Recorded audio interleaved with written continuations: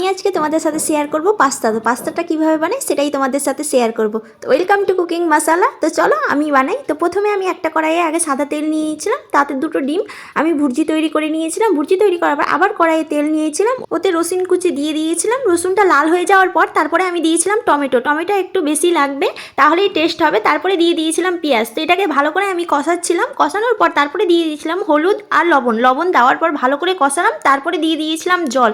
জলটা দেওয়ার পর কিছুক্ষণ জলটা একটু শুকিয়ে গেল, ভালো করে কষিলাম। দেখো হালকা তেল ছাড়তে লেগে গেছে। তারপরে আমি কাঁচা লঙ্কা দিয়ে দিয়েছিলাম পরিমাণ মতো ঝাল, তোমরা যেরকম ঝাল খেতে চাও, কিন্তু লঙ্কা একটু দিলে ভালো লাগে। তারপরে এখানে আমি দিয়েছিলাম চিনি, কারণ একটু মিষ্টি মিষ্টি লাগবে, পাস্তা খেতে টেস্টি হবে। তারপরে পাস্তাটা দিয়েছিলাম, পাস্তার উপরে দিয়ে দিয়েছিলাম এখানে ওই ভুর্জিটা করা ছিল ওটাও দিয়ে দিয়েছিলাম। তো ভালো করে নাড়াচাড়া করে কিছুক্ষণ কষালাম। কষিয়ে টষিয়ে দেখছি কালারটা ঠিকঠাক চলে এসেছিলো। আর চিনি আর লবণটা আমি ভালো করে টেস্ট করে নিয়েছিলাম। তো একটু মিষ্টি মিষ্টি করে করেছিলাম, তো খুব সুন্দর হয়েছিল, টেস্টি হয়েছিল। তোমরাও বাড়িতে ট্রাই করতে পারো।